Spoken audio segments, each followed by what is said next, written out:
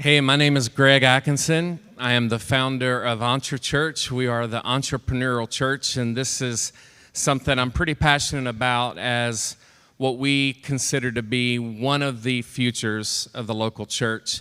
And I'll tell you a little bit about that in a moment, but I first want to tell you how we got there. I started in ministry 30 years ago in February of 1994. And along the way, I have seen and experienced and done different things that were EntreChurch in our frame of speaking, the way we phrase it. But in 2000, I was on staff at a church in Chapel Hill, North Carolina. I know we have some people here from that area. I convinced our church to do a deal with AT&T where they put a cell phone tower on a far corner of our parking lot, and we got paid thousands of dollars, a lot of money. In 2011, I was on staff at a church in Joplin, Missouri, and I was a campus pastor at a multi-site church, and it was a small campus, and we had to get really creative. We had an ice machine on the property, and that ice machine, the revenue, the money that we made from that ice machine when people would come get bags of ice paid for my kids' pastor's salary.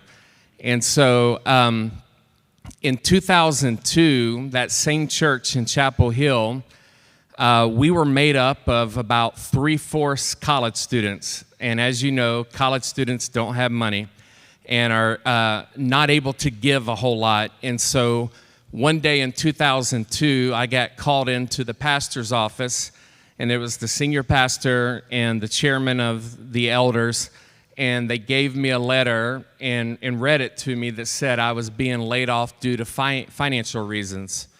That letter is still in my nightstand next to my bed. It shook my world. It rocked my world. We had an infant, and my wife was pregnant with our second child. And for the first time in my life, I lost a job. Not just lost a job, I lost due to finances, and it made a mark on me. In 2009, I was on staff at Bentree in Dallas, Texas. Great church, but they were $33 million in debt. And a lot of us got laid off. A whole bunch of the staff, the student pastor, myself, my staff, a lot of us got laid off because of financial reasons.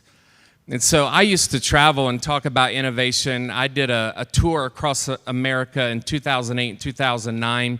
I went to 22 cities in the U.S., and I talked about innovation. That became a book in 2010. I wrote a book called Strange Leadership, where I got into ways of innovation. And the last chapter that I built up to was Desperation Leads to Innovation. And I talked about my love for church plants. I talked about my heart and my passion. And I've always had a respect and appreciation for Exponential and for what they're doing with multiplication and church planting. And so when I was invited to apply, it was great for us because we see as you can imagine, a big financial need for church plants and just all existing churches as we are in a post-COVID, post-Christian context. I want to read you a quote from a friend of mine. Tom Melzoni is a stewardship and generosity consultant. He used to be the executive pastor at First Baptist Dallas back in the day when they were the first megachurch in the U.S.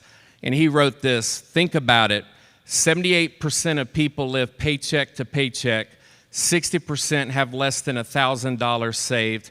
54% have anxiety about finances. Christians give about 2.4% of their income. 12% of Christians tithe. 37% of Christians give nothing at all. The definition of insanity is to keep doing the same thing, expecting different results. Rick Warren said we can't just keep begging people for money. So EntreChurch is a global movement. We are economic in a lot of ways, but also missional. We love to see churches start businesses in their community. We like to see churches invest in the local community through missional businesses. There's a term that we've been using, and I've seen others use, missional entrepreneurs. So with EntreChurch, you could be a pastor with a side hustle or an entrepreneurial venture, or like some of the trailblazing churches that we're working with are starting businesses from the church that supplement their income. At EntreChurch, we say the tide is turning in how churches are funded.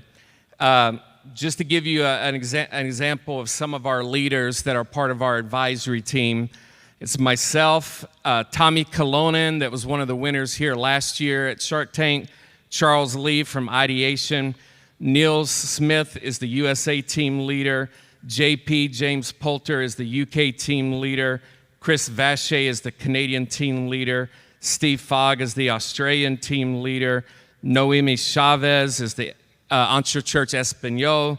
Then we have an academic team, Dr. Rick Bartlett, Dr. Lynn Sweet, Dr. Jen Bennett, Dr. Craig Detweiler. We have a pastoral team, Dave Gibbons, who's been an entrepreneur and pastor as long as I've known him, for 20 years. Mark Demas, who wrote about this in 2 books, is a part of our advisory team. Tara Beth Leach, Dr. Ephraim Smith, Carl Vaders, who came, he and his wife spent about 4 days with me at my house, and my wife and his wife, and we talked about what plagues small churches. Those of you that know Carl Vaders knows he has a big heart for smaller churches. Nona Jones, Mac Lake, Katie Cole, Jenny Catron, Aaron Barnett. We have a lot of people who, when I cast the vision of EntreChurch, they said, I want in, I want in. So we are very passionate about seeing the church be sustainable and making an impact in their community, and not only surviving, but thriving. And I'm going to leave it there. Thank you, guys. I'd love to see you in a workshop.